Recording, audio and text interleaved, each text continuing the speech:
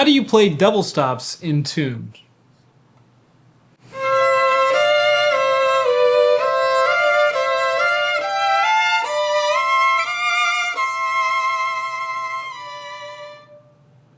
Well, the simple answer is to just say practice. Hello, fellow instrumentalists, and welcome back to the channel. I'm Jacques Gadway, this is Gadway Violin. And in today's video, we're going to talk about how to play double stops in tune. Obviously, practice is always a quick and short answer, but there's a lot more to it than that. While it certainly is possible to just brute force your way through practice, it's a lot better to understand the ins and outs of why and how to play double stops in tune. In this video, we're going to go over 4 different ways to conceptualize and practice for double stop intonation. The first strategy when practicing double stop intonation is to break it down and to go string by string. When you're practicing a double stop passage, in this case we're taking a bit from Scottish Fantasy by Max Bruch, it's a good idea to first take one of the strings at a time. So if I'm starting in 4th position on this part, which I am, we're going to be looking at a first finger on the E natural and a third finger on the C natural. And we're going to be playing basically thirds through this section until the very end when we play some sixths. In this strategy for practicing these double stops, we're going to start by just simply playing the lower string with the bow.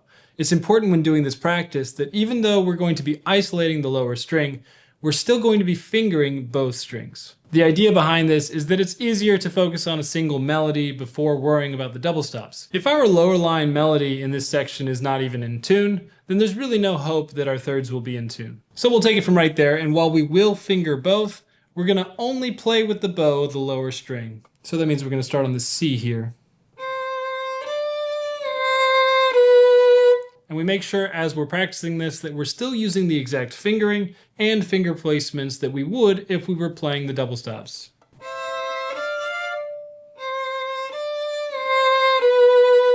Sometimes when we play a section like this and we're playing the double stops, we might feel like we're in tune if our double stops are sounding in tune, but relatively we might be out of tune with the melody. And the same thing can happen in reverse. So you might be playing the melody in tune, but the actual intervals of your double stops might not be. Once you've gone through the section with just the lower voice, it's time to do the same thing with the higher voice. Once again, we're going to make sure that we finger both strings.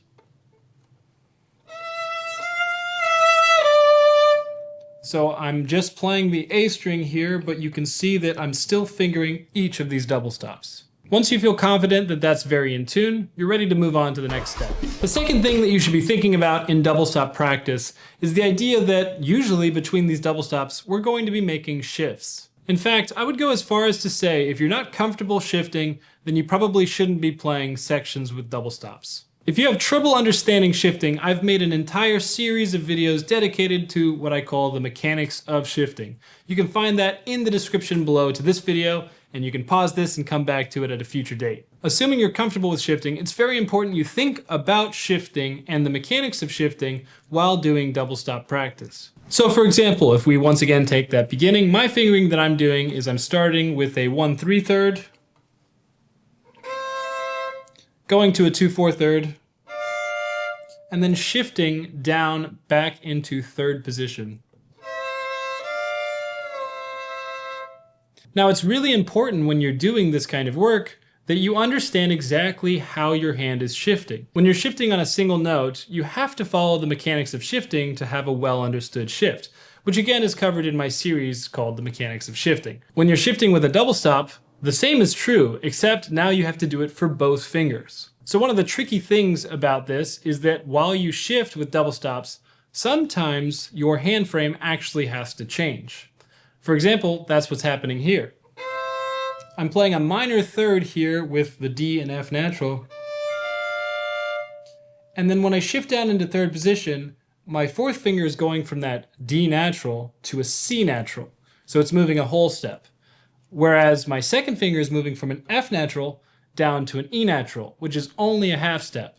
So the relationship between 4 and 2 is going to change. It's actually going to compress. So while I'm shifting, I have to know which finger is going to be moving relative to the hand frame. In this case, rather than thinking of my 4th finger as compressing downward or into the hand as I shift, I'm actually going to be thinking about shifting a whole step and allowing my 2nd finger to compress up and actually only feel like it's shifting a half step. One of the ways that I'm going to be able to thoroughly conceptualize this idea is that my thumb and my double contact is actually going to make sure it moves a full whole step. This thumb is going to move a whole step. I know it can be kind of confusing, but it's really important to fully understand how your hand is changing, if at all, during your shifts. The third way to conceptualize and practice your intonation for your double stops is probably the most important. And this is to fully understand and conceptualize the spacings between your fingers. In particular, when you're playing double stop thirds, it's really important to fully understand what the in-between fingers are doing. Essentially, there are two main kinds of fingered thirds. We do one where we go between first and third finger, and we do one where we go between second and fourth finger. With either combination, you might notice that we're missing an in-between finger. We're going from 1, skipping over 2, and placing 3. A mistake I often see with students is that because they're not using their in-between finger, in this case between 1 and 3, their second finger, they just decide it's not important. And so you might see the second finger floating in the air or excessively curl. But it's actually really important that you use your in-between finger accurately, because it's a great way of understanding our spacings. When you're playing a third, your in-between finger is always going to either be next to one of the fingers or evenly spaced between them. If we start with the first third of this section again, this is in fourth position, first finger on an E natural on the A string, third finger on a C natural on the D string.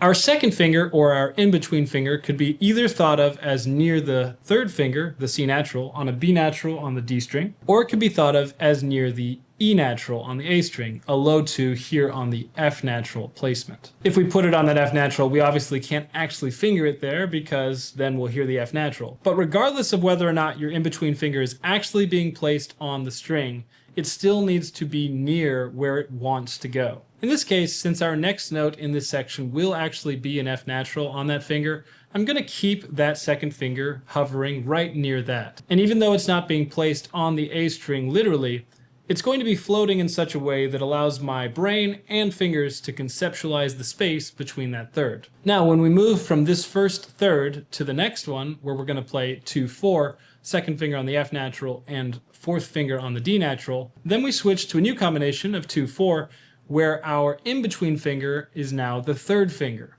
In this case, our third finger was literally just being placed on a C natural, and we can use that reference for our spacing for our new hand. So if we look at that, we play that third.